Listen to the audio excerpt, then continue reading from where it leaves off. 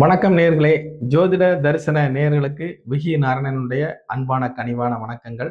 2026 தேர்தலில் உதயநிதி அவர்களுடைய ஜாதகம், சீமான் அவர்களுடைய ஜாதகம், அப்புறம் விஜய் அவர்களுடைய ஜாதகம், இந்த 3 பேரில் யாருக்கு அதிகமான பலம் இருக்கிறது அப்படிங்கிறத பற்றியான ஒரு காணொலியை நம்ம இப்ப பார்க்கலாம். சீமான் அவர்களுடைய ஜாதகத்துல பாத்தீங்கன்னா, அவர் சிம்ம ராசி, உத்திரம் நட்சத்திரம், 8/11/1966 பிறந்திருக்கிறாரு. பவகர்ணம். இவருக்கு வேதகனாக செவ்வாய் பகவான் வருகிறார். யோகியாக குரு பகவான் வருகிறார். அவயோகியாக சூரிய பகவான் வருகிறார். அதாவது ஒரு அரசியல் தலைவருக்கு குறிப்பாக சூரிய பகவான் பலமாக இருக்க வேண்டும். சூரியன் பலமாக இருந்தால்தான் அரசியலில் வெற்றி அடைய முடியும்.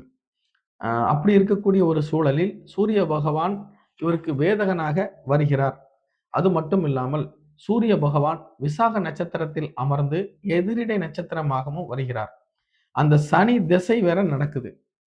சனி திசையில் சுய புத்தி நடக்குது. இந்த சனி திசையில் சுய புத்தியானது 2026 5வது மாசம் தான் முடிவடையுது. அப்ப அந்த 5வது மாசம் தான் தேர்தல் வருது. 5வது மாசம் கடைசியில தேர்தல் வந்தால் சீமான் அவர்களுக்கு புதன் புத்தி ஆரம்பிச்சிடும். அப்ப இந்த புதன் புத்தி ஆரம்பிச்சிருச்சுன்னா அவருக்கு சாதகமான சூழ்நிலைகள் உருவாகும். ஆனால் அதற்கு முன்பு இவருக்கு சனி திசை சுய புத்தியாக இருப்பதனால், அதுவும் எதிர் நட்சத்திரத்தில் வர்றதுனால கொஞ்சம் குழப்பங்களையும் தடுமாற்றங்களையும் கொடுக்கும். பொதுவாக கெடுதல் செய்யக்கூடிய கிரகங்கள் எதிரிடை நட்சத்திரத்தில் அமர்ந்தால் அது நன்மையை செய்யும். சனி பகவான், ருத்ர கிரகம், செவ்வாய், சனி, ராகு, கேது ஆகிய கிரகங்கள்லாம் கொஞ்சம் ரஃபான கிரகங்கள். இவர்கள் எதிரிடை நட்சத்திரத்தில் அமரும் பொழுது அவர்கள் நன்மையை செய்வார்கள். சீமானுக்கு அப்படி எதிரிடை நட்சத்திரத்தில் தான் அமர்ந்திருக்கு. ஆனாலும் அதனுடைய பலாபலன்கள் எப்போது வெளிப்படும் அப்படின்னு பார்த்தீங்கன்னா, அந்த சுய புத்தி முடியும் பொழுதுதான். இவருடைய ஜாதகத்தை நாம் ஏன் இவ்வளவு குறிப்பா சொல்ல வேண்டி இருக்குதுன்னு கேட்டீங்கன்னா, இப்போ உதயநிதியினுடைய ஜாதகத்துல பார்த்தீங்கன்னா, இவருக்கு தாத்தன், பூட்டன் எல்லாருமே அரசியல்ல இருந்தவங்க. அப்போ அந்த வம்சாவளியினுடைய அமைப்பு இவருக்கு வருகிறது. ஆகையால் எளிமையாக இவரால் ஒரு இடத்தில் போய் உட்கார முடியும். ஆனால் சீமான் அவர்களால் கண்டிப்பாக அவராகவே ஊர்ந்து தவழ்ந்து இந்த கட்டமைப்பை உருவாக்கி இருக்கிறார் தன் பலத்தோடு. அதனால் இவருக்கு நாம் சில விஷயங்கள் சொல்ல வேண்டியது இருக்கிறது. அதுபோல விஜய் அவர்களுக்கு சினிமாவினுடைய புகழ் இருக்கிறது. அவருக்கு ரசிகர்கள் இருக்கிறார்கள். பணபலம் இருக்கிறது. ஒரு சப்போர்ட்டுக்கு தாய் தகப்பன் கூட இன்னமும் இருக்காங்க. ஆனா சீமான் அவர்கள் ஒரு தனிப்பட்ட நபராக அவர் இருக்கிறார். அதனால இந்த 3 ஜாதகத்தினுடைய உண்மை நிலையை நாம் விவரிக்க வேண்டிய ஒரு கட்டத்தில் இருக்கிறோம்.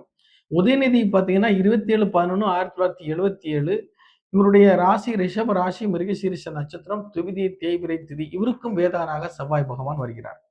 இவருக்கு முடக்கு ராசிகளாக தனுசு, மீனம், அதாவது குரு பகவான் முடக்கு ராசிகளாக வருகிறார். தனுசு, மீனம். இதேதான் சீமானுக்கும் தனுசு, மீனம் தான் முடக்கு ராசி. ஆனா உதயநிதியுடைய ஜாதகத்துல ஸ்பெஷல் என்னன்னு கேட்டீங்கன்னா, 10ஆம் பாவகம் பதவிஸ்தானம். உங்களுடைய சேர முடிவு பண்றது 10ஆம் பாவகம் தான்.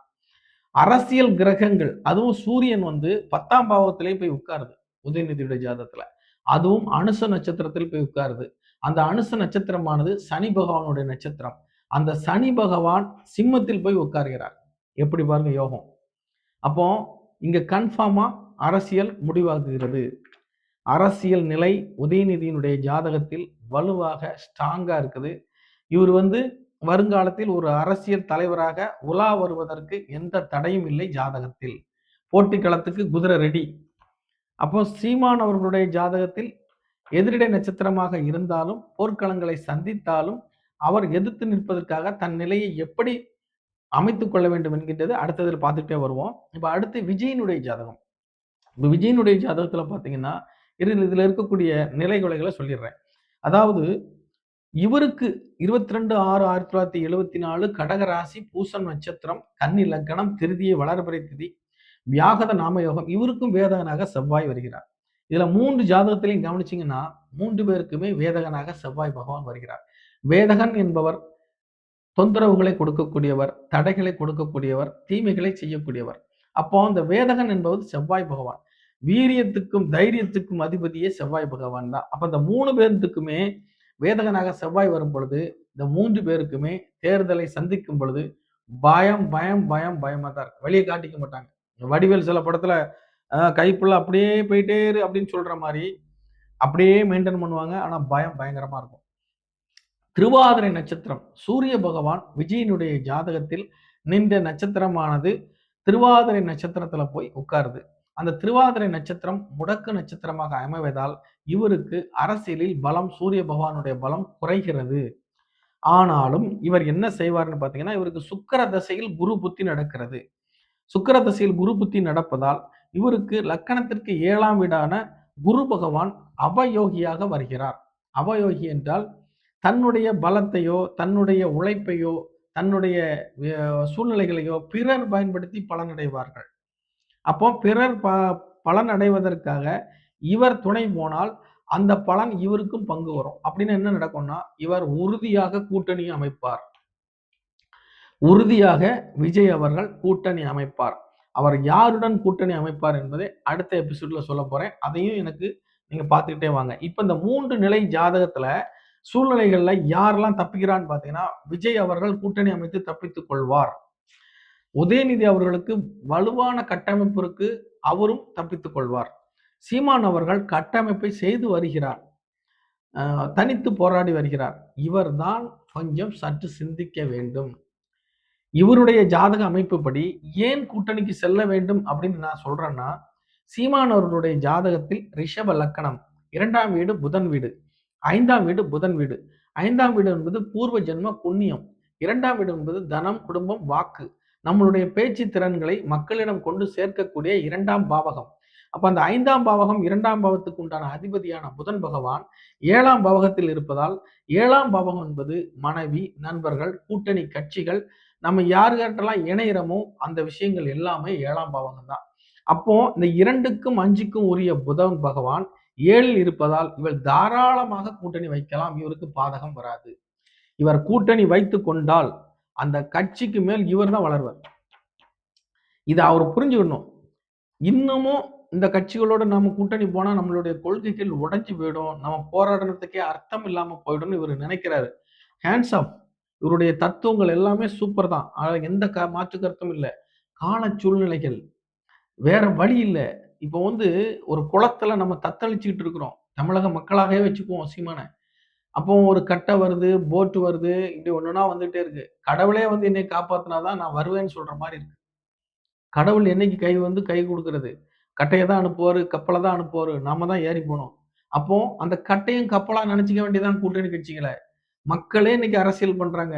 அதனால இந்த தத்துவத்தை உணர்ந்து கொண்டால், இவர் சீக்கிரம் உணர்ந்து கொண்டால் இவர் தப்பிப்பார். இவருக்கு சீக்கிரம் உணர வைக்காது. ஏன்னா சனி திசை, சனி புத்தி மந்த புத்தி தான். மந்தமா தான் வேலை செய்யும். அப்ப அந்த அரசியல் நெருங்கக்கூடிய காலகட்டத்திலோ அல்லது பிற கட்சிகளோடு பிற கட்சிகள் இணைந்து விட்டாலோ கூட்டணி வைக்கக்கூடிய வாய்ப்புகளும் இல்லாமல் போய்விடும். அதன் பிறகு ஒரு கட்டமைப்பை உருவாக்குறது என்பது மிக கடினமாக இருக்கும். இன்னும் 5 ஆண்டுகள் உழைக்கணும். அப்ப இப்படிலாம் சூழ்நிலைகள் இருக்குது. இதை புரிந்து கொண்டு பயணித்தால் சீமான் அவர்களும் பலனடைவதற்கான வாய்ப்புகள் உண்டு. ஆக மொத்தத்துல 3 குதிரையும் ரெடியா தான் இருக்குது. இதுல 2 குதிரைங்க ஆல்ரெடி முடிவாயிடுச்சு. உதயநிதி அவர்கள் இனி அடுத்து என்ன இலக்கை தொடப் போகிறார் என்பதை அவர் ஓரளவுக்கு மைண்ட்ல ரெடி பண்ணிட்டாங்க. என்னை பொறுத்த மட்டிலும் அடுத்த முதல்வராக ஆக்குவதற்கான வாய்ப்புகள் ஃபுல்லாவே இவருக்கு வருது. அடுத்த முதலமைச்சரை இவர் ஆக்குவதற்கான வாய்ப்புகளை உருவாக்குறாங்க. விஜய் அவர்கள் இன்னொரு கட்சியோட கூட்டணி போக போறாரு. அது என்ன கட்சிங்கிறத அடுத்த எபிசோட்ல சொல்றேன். அப்படி அவர் முடிவெடுத்தால் இவர் அவரோடு இணைந்து பயணித்து வெற்றி அடைவார். இவர் முந்திக் கொண்டால், சீமான் அவர்கள் முந்திக் கொண்டால் இவர் வெற்றி அடைவார். இங்க இந்த 3 குதிரை எங்க லாக் பண்றோங்கிறத பொறுத்தா இருக்கு. எந்த பெட்டியை எந்த இன்ஜினோடு பொருத்தினால் இந்த பெட்டி பயணிக்கும் என்பதை பொறுத்தே நிலை இருக்குது. இதுல இந்த 2 பேர் விஜயும் சீமானும் அவர்கள் வேற வேற அமைப்பு, உதயநிதிக்கு வேற அமைப்பு. இவர் இருவர்களும் தான் கூட்டணிக்கு முயற்சி முந்த வேண்டும். யார் முந்துகிறார்கள் என்று பார்ப்போம். ஆண்டவன் விட்ட வழி. நன்றி, வணக்கம். ஐயா உண்டு.